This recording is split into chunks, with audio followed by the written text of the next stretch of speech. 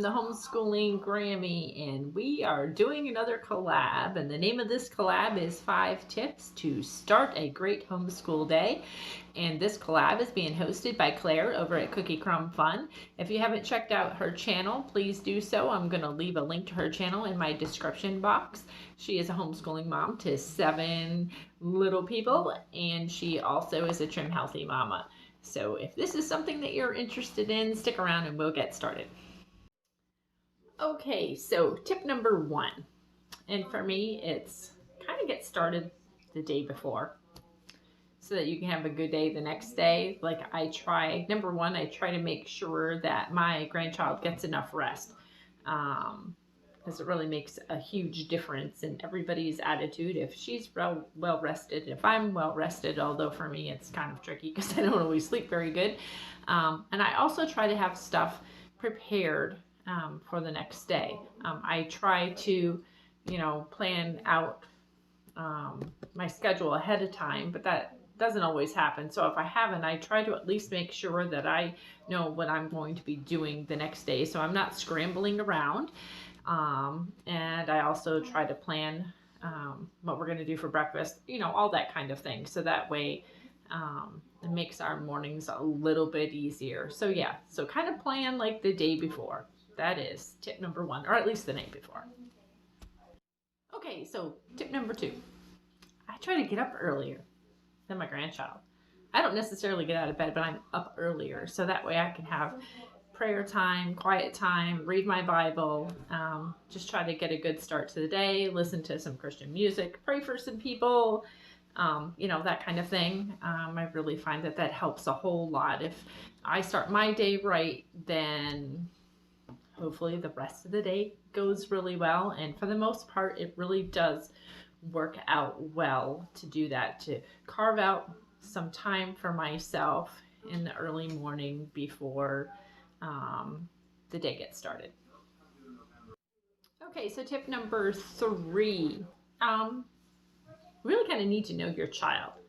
Like for instance, with my granddaughter, she is a morning person, so she does her best schoolwork in the earlier morning.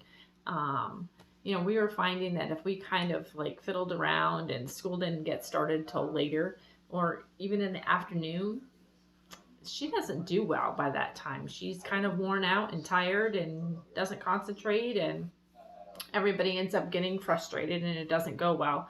So we find that if we get school done early in the morning, we have a whole lot better outcome for our school day in general. So we tend to be done usually between like 12 and 1.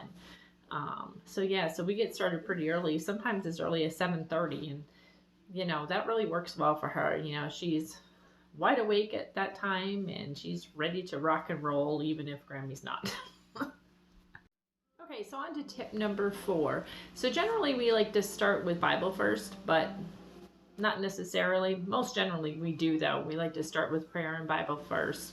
But then what we like to do is start with the subject that she struggles in the most. And for her this year, it has been reading. We're making some huge strides, but it's still not her favorite subject. So we tend to start there first. She's fresh, she's awake, she's in a much better mood at that point because, she's just had a good night's sleep. And so we can make it a positive experience because I really want her to learn to love to read. So, so my suggestion is to start, for us anyways, to start with the subject that my child likes the least, and that way we're fresh and we can just roll from there.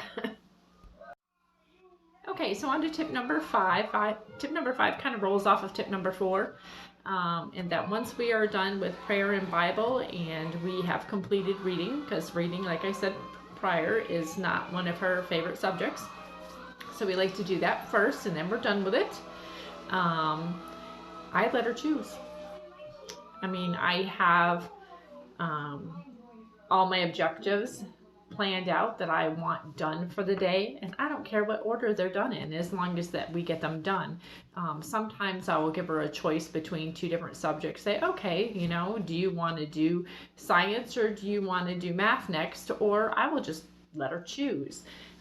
It really doesn't matter, and it kind of gives her the sense of having some kind of control over her day, even though she really doesn't, because we're still going to do everything that's on, you know, our agenda unless, you know, something comes up. And then we fly by the seat of our pants, because I tend to do that a lot too. But yeah, just kind of giving her some choices, because, you know, when you're 6, you don't necessarily have a whole lot of choices. So it's kind of cool to be able to choose what subject you're going to do next. Okay, there you have it, my 5 tips to a great start of a homeschool day. I hope you enjoyed this collab. Make sure that you check out Claire over at Cookie Crumb Fun. Her link to her channel will be in my description box, along with the playlist with the other bunch of homeschool mamas that will be giving out their tips too. Hope to see you again soon. Talk to you later.